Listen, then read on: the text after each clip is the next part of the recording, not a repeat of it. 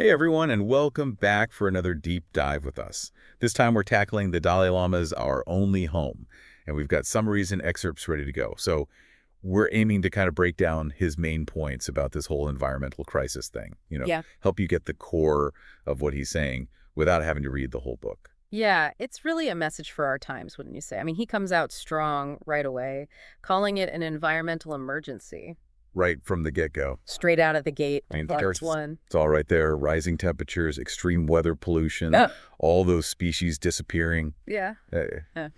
It's honestly a bit overwhelming to even think about, but also it's like, okay, this is serious stuff. Yeah, he wants us to really feel that urgency, that we can't just sit back and ignore this. But he's not trying to make us despair either. What's interesting is how he ties it all back to something deeper, this disconnect we have from the natural world. He's saying that when we damage the environment, we're ultimately damaging ourselves too. It's like we've forgotten that we're a part of nature, not separate from it. And then that takes him to this whole argument in chapter 2, where he says that protecting the earth isn't just practical.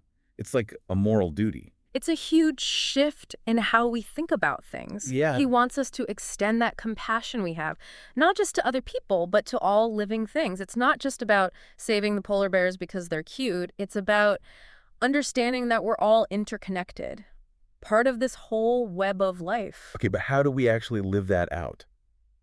Like what does that look like in practice?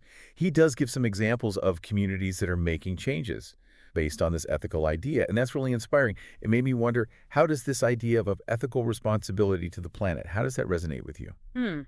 That's a big question. It is. It is a big question. Yeah. But it's one worth thinking about. For sure. And in chapters 3 and 4, the Dalai Lama starts to map out how we can make positive change happen. And one of the key concepts he introduces is this idea of universal altruism. Universal altruism. Okay, I need you to break that down for me a little. Sure.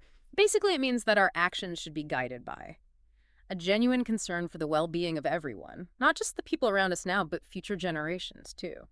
It's about recognizing that we're all connected and that what we do, it has ripple effects. So it's not just about doing good deeds here and there. It's a whole different way of seeing our place in the world. Exactly. And what's fascinating is how he ties this ethical framework to practical solutions. He believes that science and ancient wisdom can actually work together to solve these environmental problems. Hold on, science and the ancient wisdom.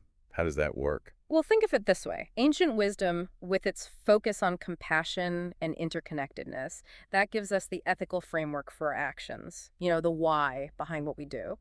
And then science provides the tools and the knowledge. To really understand these complex environmental challenges, it gives us the how. So ancient wisdom is the why and science is the how. Exactly. He sees them as working together, not as being in conflict. I like that. He says we need both to create a truly sustainable future. Okay, so we've got the problem, we've got the ethical framework. Now in chapters 5 and 6, he gets into the, okay, what do we do part.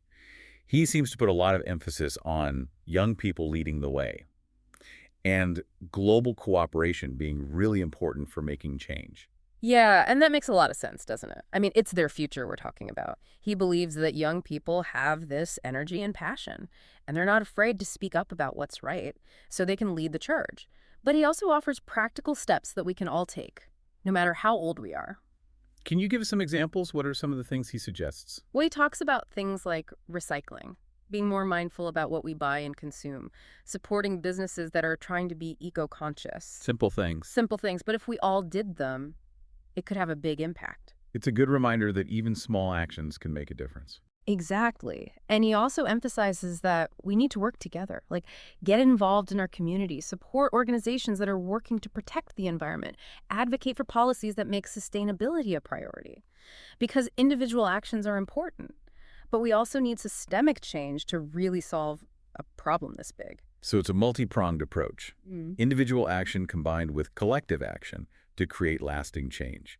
It's a lot to think about. I'm really curious to see where he takes us in the final chapter.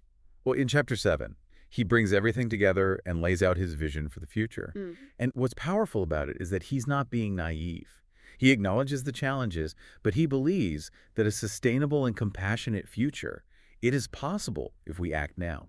That's a message of hope that I think we all need to hear right now. Yeah, it's like we're at this crossroads, Yeah. We can keep going down this path of destroying the planet, or we can choose a different one that leads to a more sustainable future, a more compassionate future. Yeah, but how do we even get there? It just feels so overwhelming Yeah. sometimes. It is daunting. There's no denying that.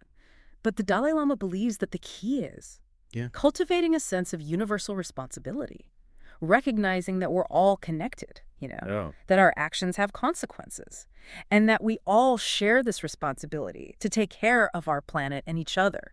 He keeps coming back to the importance of unity, recognizing our shared humanity. It's almost like he's calling for a spiritual revolution, Yeah. alongside all these practical changes we need to make. Yeah, exactly. He believes that inner transformation is essential for creating lasting change in the world.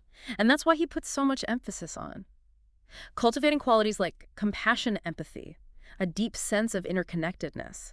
Those are the foundation for a more sustainable world, a more just world. It's a powerful message, shifting our mindset from me, to Yeah. we, Yes. from individualism and competition to cooperation, Shit, collective well-being. thinking about the good of the whole. And recognizing that we all have a role to play in creating this future, whether it's making changes in our own lives, supporting organizations working on these issues, or advocating for policies that promote sustainability. We all have a responsibility to act. He also talks a lot about education, raising awareness, right? Like we need to give people the knowledge and the understanding to make informed choices. Absolutely. Knowledge is power. And by educating ourselves and others about this crisis, we can empower people to take action. He also stresses the need for open dialogue, collaboration, bringing together different perspectives and voices to find solutions. And he sees a special role for young people in all of this. He does. He's calling on young people to step up and lead the way. They have this energy, this passion, this moral clarity that's so essential for creating a better world. It's inspiring to see so many young people around the world already doing just that.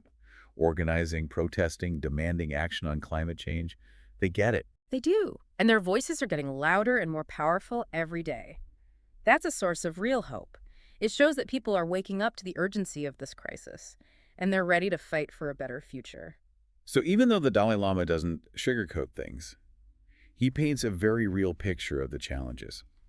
He also offers this vision of hope. He really believes that change is possible Yes, if we act now. if we act with compassion, wisdom, and a sense of shared responsibility. And that's what makes his message so transformative. He's not just calling for changes in policies or technologies. He's calling for a change in our hearts and minds. He's asking us to really look at ourselves and ask, what kind of world do we want to create, and what am I willing to do to make that happen?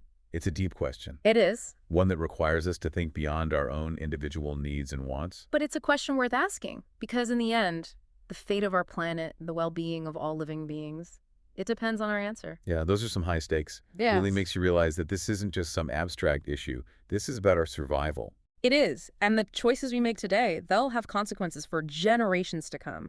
So what kind of legacy do we want to leave behind? All right, listener, let's bring this back to you for a moment.